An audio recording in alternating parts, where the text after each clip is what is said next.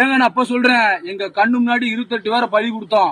திருப்பி நாங்க பாகிஸ்தானை அடிப்போம், உலக வரைபடத்துல பாகிஸ்தானை இல்லாமக்குவோம். தன்னோட வாழ்க்கையை நாட்டுக்கு அர்ப்பணிக்கிறான்.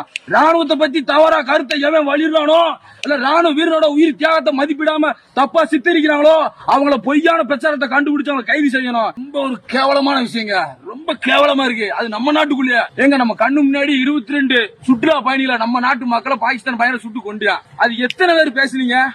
ஆனா இன்னைக்கு என்னடானா நம்ம நாட்டு ராணுவ வீரம் பாகிஸ்தான் மீது போர் தொடுத்திருக்கு. அது முக்கியமா தீவிரவாதிகள் மீது தாக்குதல் பண்ணா இங்குள்ள மக்கள் போர் வேண்டாம், போர் மோசமானது, அமைதியை விரும்ப வேண்டும்.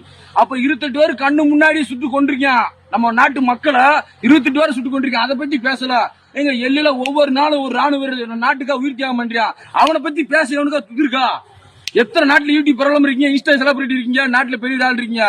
நம்ம நாட்டு எல்லையில ஒவ்வொரு ராணுவ வீரனும் தான் உயிரை துச்சமா மதிச்சு நாட்டுக்காக உயிர் தியாகம் பண்றான். அதை பத்தி நீங்க பேச மாட்டீங்க. ஆனா இங்க உள்நாட்டுக்குள்ள இருந்துட்டு இங்க எங்க நாட்டிலே வாழ்ந்துட்டு நீங்க பாகிஸ்தான் ஆதரவாகும், பாகிஸ்தான் மக்கள் பாவம், அவங்கள மக்கள் ரொம்ப இதா இருக்காங்க, போர் வேணான்றீங்க. ஏங்க நான் அப்ப சொல்றேன், எங்க கண்ணு முன்னாடி 28 பேரை பலி கொடுத்தோம்.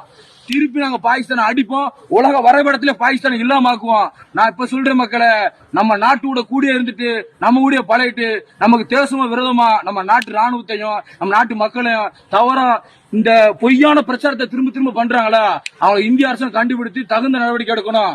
நம்ம நாட்டு ராணுவம் ஒவ்வொரு ராணுவ வீரனும் தாய் நாட்டுக்காக உயிர் தியாகம் பண்றான். தன்னோட குடும்பத்தெல்லாம் ஓரமா வச்சுட்டு தன்னோட வாழ்க்கையை நாட்டுக்கு அர்ப்பணிக்கிறான்.